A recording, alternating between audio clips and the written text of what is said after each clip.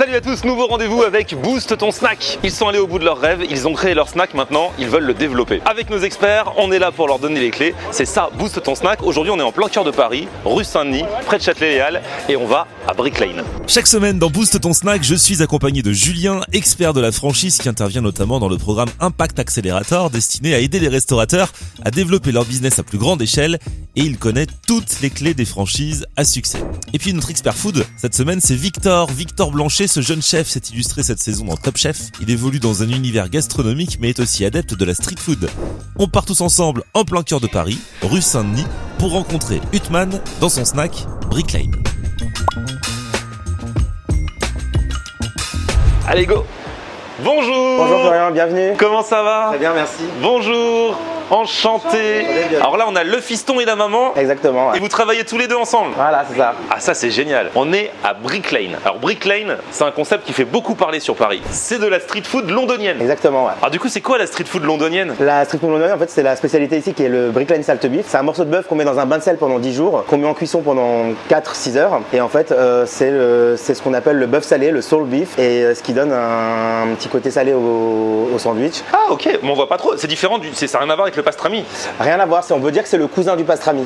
Parce que le pastrami, ça va partir en barbecue, en smoke, et le soul beef, ça s'appelle le corned beef, ça va rester en bouillon. Okay. Voilà. Bon bah on va voir ce que vous faites. Et alors comment s'est fait la connexion? Comment vous êtes mis à travailler tous les deux? Bon, avec ma mère déjà on travaillait déjà on avait déjà un concept de traiteur qui s'appelle Food Bell Factory. D'accord. Et on a commencé ensemble et puis on s'est dit bah allez on se lance dans un street food londonien parce qu'en fait on cherchait des nouveaux produits à chaque fois. Le soul beef on l'avait pas à Paris alors on s'est dit pourquoi pas l'emmener faire traverser la Manche et entrer à Paris. Ah ouais, c'est cool parce que moi du coup je vais dans beaucoup de restos. C'est vrai qu'on voit des fois la même chose même si c'est parfois très bien, parfois revisité et tout, mais ça le soul beef à Paris, je crois pas avoir déjà vu.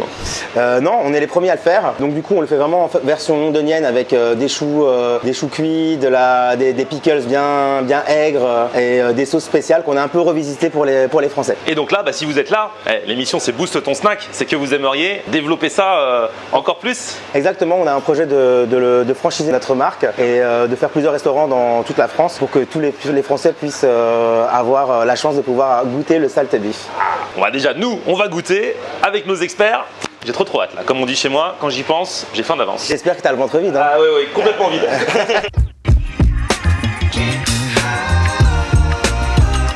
Julien, notre expert en franchise et développement de business est avec nous. Comment tu vas Julien? Super, et toi Florian, ça va? Super. Alors du coup on en pense quoi de prime abord? Écoute, quand on innove, on explique. L'idée c'est que à partir du moment où on a créé un plat, on a créé une recette signature, comme ici par exemple le salted beef, il ne faut pas hésiter à aller expliquer à son client exactement ce qu'on a de différent et d'original et pourquoi c'est super, il faut essayer. Parce que le client spontanément va peut-être aller manger ce qu'il connaît déjà. Et si par contre on prend le temps de lui expliquer, bien là il ira chercher la spécialité de la maison. Donc n'hésitez pas à expliquer quand vous innovez. Moi quand je suis arrivé, franchement il m'a expliqué. Mais du coup tu penses qu'il faudrait l'écrire Qu'on ressente dans l'univers de marque ce qu'est le produit vraiment. Je suis allé à la tablette, on m'a expliqué effectivement, mais peut-être un petit peu en décalage par rapport à ma prise de décision sur le plat.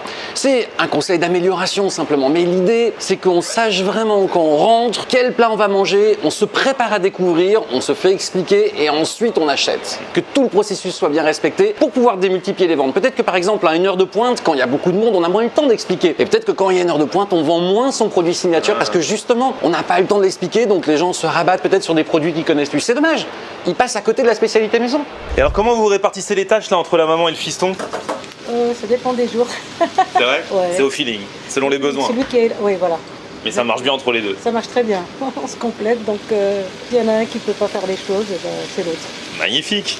Et notre expert food du jour, bah oui c'est lui, c'est Victor. Salut. Eh Victor, t'as déjà mangé du salt beef? Jamais, première fois, donc grande première. Je suis impatient parce que ça donne très envie. J'imagine que ça va être un petit peu salé comme son nom l'indique. Ça a l'air d'être une partie du bœuf qui a l'air bien confite, etc.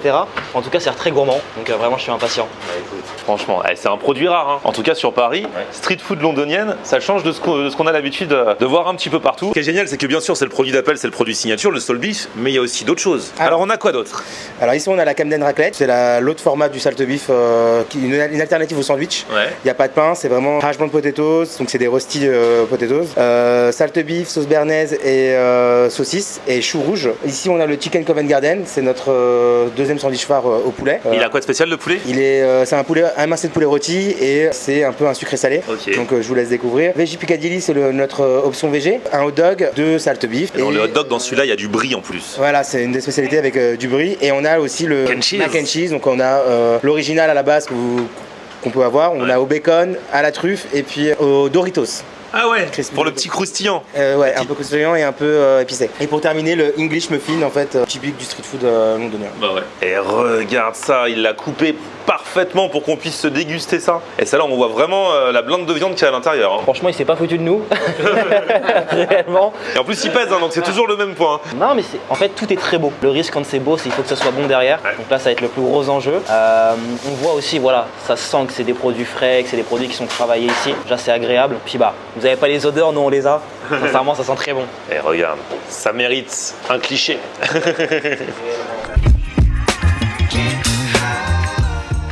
Je vous avoue que je vais attaquer par celui-ci. Oh là. C'est très bon. Alors, cette première fois en salt beef, Une première fois, je m'attendais, pour le coup, j'avais peur au niveau du sel, au final, pas du tout. C'est vrai que quand on annonce salé dans un plat, on se dit que ça va peut-être être un petit peu accentué, mais pas du tout. À la rigueur, le petit truc, parce que là on est en été, peut-être un petit peu de fraîcheur, un peu d'acidité. Moi je sais que j'adore l'acidité. Je sais que c'est peut-être un truc, pas forcément une moutarde, mais peut-être un petit peu plus de cornichon, ce petit kick. Moi j'aime bien ça. Mais sinon c'est quelque chose qui est vraiment très très bon. et ce qui est cool, c'est de faire découvrir à un chef un plat, une façon de cuire la viande et tout que tu n'avais pas encore goûté. Alors que Londres, c'est pas loin, hein. Mais c'est vrai. C'est ça, mais en fait c'est ça qui est génial dans la cuisine. Ah regarde, direct. Ça c'est le service client. Allez, ça c'est service client. Il entend acidité, hop, il débarque avec les cornichons. Moi, tu mettras supplément cornichon. Voilà. Ah ouais, parce qu'on peut demander supplément cornichons. Voilà. C'est vraiment Ah, là, ça va être comme thème là. c'est ça, cette petite fraîcheur, ce petit kick là qu'on va avoir. Je vais direct taper dedans. C'est vraiment ce qui apporte toute la fraîcheur au burger. Je sais qu'en plus on est en été, etc. C'est bien d'avoir des trucs frais. Là c'est quelque chose qui est pas trop lourd. Ouais. C'est pas gras. On a la fraîcheur avec le petit chou plus les cornichons. Sincèrement, c'est une belle réussite. Mais c'est bien qu'on puisse customiser, hein, parce qu'après tout le monde n'aime pas les cornichons. Moi je suis moins cornichon par exemple. C'est ça. Pour le coup, c'est l'avantage. Il met quelque chose qui va plaire, je pense, à la majorité des personnes. Et si vraiment on veut quelque chose un petit peu plus puissant, un petit peu plus acide, etc., on a juste Sur sa borne, on peut ajouter ou enlever. Donc c'est top. à rajouter selon le goût personnel. C'est vrai que moi je suis quelqu'un qui adore l'acidité, donc généralement à chaque fois j'en rajoute une balle. Mais réellement, c'est vraiment un très bon burger. Julien, dites donc. Moi, je vais goûter les mac and cheese truffes. Ah, vas-y. Voilà, parce que ça, c'est gourmand. Ça, c'est voilà, légèrement régressif. Hein. Alors on vous parle, il fait 32 degrés, alors il faut le savoir. Voilà. Mais l'un n'empêche pas l'autre. C'est le bon moment pour goûter les mac and cheese. Ah, elles sont superbes. Excellente, moelleuse, parfumée. Petit pot de fromage. Trop bon. Et franchement, vous m'avez donné envie les gars là. Le pain a l'air bien moelleux. Hein. Oh, j'adore la viande. C'est super bon. Et c'est quoi la différence par exemple? Non, le corned beef c'est pas ça non plus. Hein. Ah, c'est corned beef, c'est ça? Ah, voilà. T'as vu un peu la culture? Ça m'a fait penser. En fait, j'ai déjà goûté, mais je sais pas où, je sais pas comment. Ah, c'est trop bon. Ah, t'as raison, avec le cornichon, ça passe trop bien en fait. En fait, je trouve que quand tu tombes sur le petit cornichon Ouais. qui rapporte cette fraîcheur, Mais les gros cornichons comme ça, j'aime bien en fait. Ça se marie parfaitement. Je suis pas fan de cornichons, mais là, le match, le combo avec la viande et tout, quand on tombe dessus, c'est excellent. Et ça, c'est le mac and cheese bacon. Un mac and cheese qui ne manque pas de cheese. C'est un mac and cheese vraiment avec des macaronis. Parce que maintenant, les mecs, dès qu'ils mettent des pâtes, ils disent que c'est un mac and cheese. Des fois, c'est des coquillettes, des fois, c'est machin. Là, voilà, c'est le vrai mac and cheese. Ça, c'est l'autre façon de manger le salt beef. Il est là, mais il y a aussi la saucisse, il y a les pommes de terre et il y a la raclette. Alors là, pareil, il faut taper bonne bouchée parfaite. Là, il faut taper au bon endroit.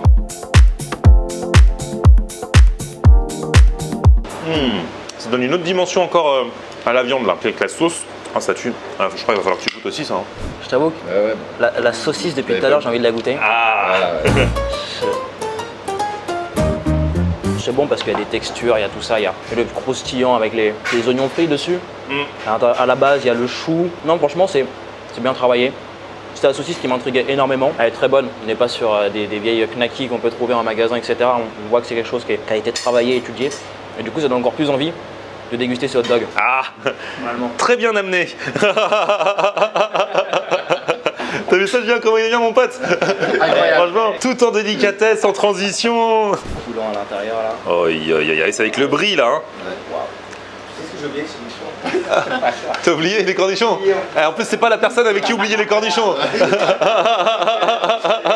Un petit peu plus de cornichons, ce petit kick. Moi, j'aime bien ça. Avec l'émotion, tu veux rajouter les cornichons. Il y a une personne qui aurait jamais accepté ça, c'est lui. Et ça tombe sur lui. Non, mais je suis sûr que ça va être encore plus incroyable. Allez, fais-toi plaisir. Et là, c'est avec du brie, ça va être encore meilleur qu'avec n'importe quel autre fromage. Le brie, c'est la vie. Hein. Réellement, mais en fait, le fromage fondu, hein, que ça soit la tartiflette, la raclette, c'est un péché mignon réellement. Et comme on disait tout à l'heure, qu'il fasse 40 degrés, ça dérange pas. Ouais. Ça, pour les vrais, c'est pas grave. Non, mais regarde-moi ça, il a mis la vraie tranche de brie. Hein. Il n'y a pas grand chose à dire, c'est très bon. On n'est pas sur un vieux cheddar ou quoi que ce soit, on est vraiment sur un vrai fromage, du brie, le cornichon, les sauces. Ce petit côté épicé, je sais pas c'est quoi. Ah, c'est la saucisse C'est la saucisse qui est épicée, c'est très très bon. Nous avons ce côté épicé, couleur de peau, j'ai un peu des Antilles, j'aime bien quand ça pique quoi. Et là pour le coup,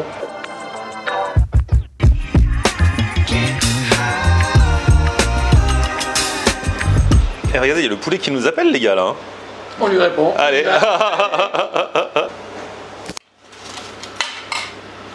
C'est généreux. Hein. C'est super.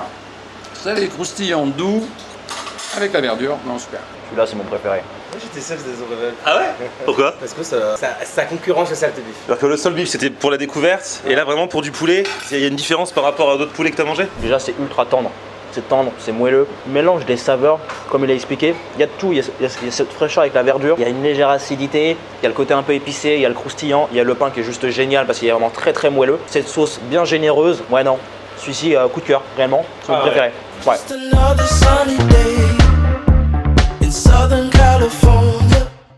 Ah le poulet est délicieux. C'est quelle partie du poulet? C'est du blanc. Super bon, blanc de poulet là. Oh là là. Ah, c'est vraiment bon, t'as raison. Et le veggie a l'air super bon là, avec l'aubergine, la galette de pommes de terre. Ah c'est celui-là, il y a le petit pesto. Pesto rosso. Pesto rosso. Ouais c'est super frais. T'as raison là, on est en vacances là, c'est vraiment ambiance méditerranéenne là, avec les aubergines. Et du coup, Julien, quand on a de la qualité comme ça et qu'on veut se développer, c'est possible de se développer en gardant la qualité? Parce que souvent, on voit des restos comme ça, notamment des fast-food, à partir du moment où ils se développent, la qualité de ce qu'ils nous mettent dans l'assiette, elle baisse. En fait, à partir du moment où on préserve les fournisseurs et où on donne le tour de main à ces franchisés pour bien leur expliquer comment faire, oui, aucun problème, on peut garder la même qualité partout. Il faut juste être exigeant avec ses franchisés, avec soi-même. Bon les gars, franchement, on a bien mangé. Du coup, Victor, alors, ton avis d'expert food? Sincèrement, c'était très très bon. Gros coup de cœur pour le burger au poulet. Sincèrement, je le recommande. Même si celui au bœuf était aussi très très bon, franchement, poulet assez incroyable. Des plats de bonne qualité, sincèrement. Des bons assaisonnements, les cuissons sont respectées, c'est savoureux, c'est beau, c'est bon. Franchement, il n'y a pas grand chose à dire. Alors, un petit conseil, Julien? Écoute, on s'est régalé, il y a une âme, il y a un esprit, on a été très bien accueillis, c'est franchisable, on peut y aller sans problème. Maintenant, il faut structurer pour pouvoir développer. En tout cas, merci à tous les deux. Merci Florian. Et Victor, il a un projet dont on reparlera très très vite. Julien, à très vite pour la prochaine. Yes, avec plaisir Florian, à bientôt. N'oubliez pas toutes les infos si vous aussi vous voulez développer votre snack. Vous pouvez rejoindre le programme Impact. Je vous mets les infos dans la description. Et puis petit pouce vers le haut si vous avez kiffé la vidéo. Vous vous abonnez à ma chaîne. On se retrouve sur mon Facebook Florian en air. Et Twitter, Snapchat, TikTok, Instagram. C'est aussi Florian on air. On aime regarder Florian on air. Ok.